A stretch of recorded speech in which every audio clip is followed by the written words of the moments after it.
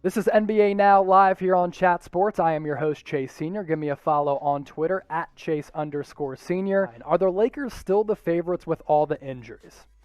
Albert, I think the Lakers are the most experienced playoff team. I think they're one of the deepest playoff teams. I think they're one of the best playoff teams. But as you mentioned, it all comes down to health. As long as LeBron James and Anthony Davis are healthy, I think the Lakers are the favorite to win the Western Conference playoffs. And I think they're the favorites to get to the NBA Finals for a second consecutive year.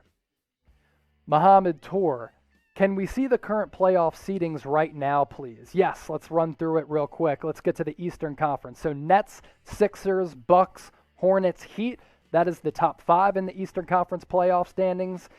Knicks, Hawks, Celtics, Pacers, and Bulls rounds out the top 10 teams in the Eastern Conference. And if you've been living under a rock, 10 teams make the playoffs in both conferences this year. As for the Western Conference playoff standings, Jazz still in there at first place.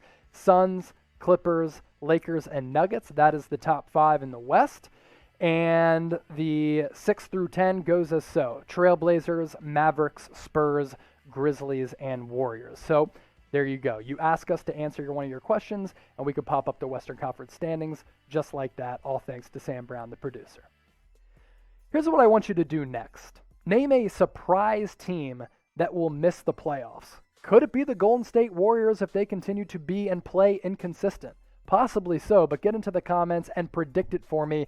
A surprise team that will miss the playoffs. I think the Warriors are on the brink of that. So he asks, is Giannis going to win MVP for the 3rd straight year?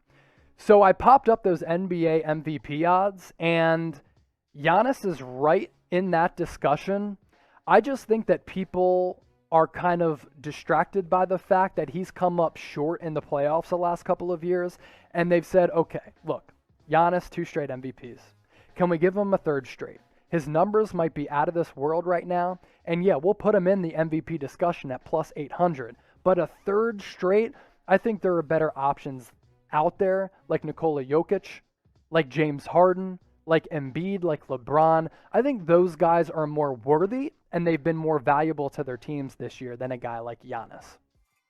If you're living in the Los Angeles area, I want you to go to chatsports.com/LakersNB and download the Newsbreak app. And while you're there, also give Newsbreak a follow. If you're living in the city of Los Angeles, you can set your settings on the Newsbreak app so that you are updated as to all of the happenings that's going on in Los Angeles. We're talking news, pop culture, sports, and politics. But if you live in Malibu, if you live in Orange County or one of the surrounding areas, Hermosa Beach, Redondo Beach, which is where my dad actually lived for a couple of years, you can enter your zip code, and that way anything that's happening in those specific areas, you will be updated as to what's going on in your neighborhoods. Also, while you're on the Newsbreak app, give the Lakers Report a follow. We're at 61 followers on that channel right now, on that account, and we're trying to get to 100. So hit that follow button on the Newsbreak app, but also give us a follow on the Lakers Report on the app as well. That's chatsports.com/Lakers. Jay Moose chiming in. There is no way Steph Curry is leaving the Warriors for the Lakers. The media is just making this false report because they want it to happen. So, Jay, we've talked about that here at Chat Sports on both our Warriors channel and our Lakers channel. And the reason we do that is because of this. Like, when Brian Windhorst says that LeBron has started recruiting Steph Curry, Brian Windhorst has been covering LeBron James going back to his St. Vincent St. Mary days in high school. So he knows LeBron well, maybe better than any media member out there. So he has intel on what's going on. Now, of course, the chances of Steph leaving the Warriors, very, very slim. But when there are reports and rumblings and former players and well-respected reporters are saying Steph didn't sign his extension, Warriors are struggling right now, Clay got hurt again, maybe he leaves after next season, there is a remote possibility.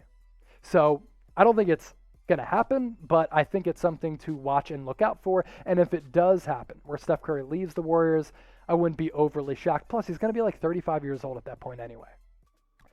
So hit me up on Twitter. I'm at Chase_Senior. I currently have 3,643 followers. We're trying to get that follower count up. Same too with Sam Brown, the producer who's making this whole show operate here today as I'm riding solo for the first time. Give him a follow on Twitter at SamBrownCS. He currently has 1,034 followers. We were able to get it north of 1,000 back a couple of weeks ago. Let's keep that number moving. Let's get Sam Brown some more followers as well. Can the Lakers go Melo for buyout? I don't see a reason why the Trailblazers would move on from Carmelo. He's been an impact player and kind of rejuvenated his career, so I don't see why the Trailblazers would get rid of Melo, which would then cause the Lakers to not go after him.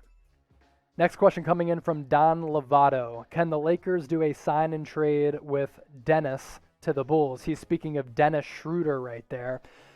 Maybe, well, actually, so Don, Dennis Schroder is going to be a free agent after the season. So there is no need to do a sign and trade. And if you missed it, last Thursday was the NBA trade deadline. So no teams can make trades anymore. That deadline has passed. So after this season, according to reports, Dennis Schroder is interested in the Bulls. Bulls interested in Schroder. He could walk from LA, and then you might get your guy. Here at Chat Sports, hey, we're closing in on 240,000 YouTube subscribers. So if you want more NBA news, rumors, coverage across the entire NBA, more mock drafts, this is what I want you to do. Hit that big red button down below. You can also subscribe by going to youtube.com/chatsportstv.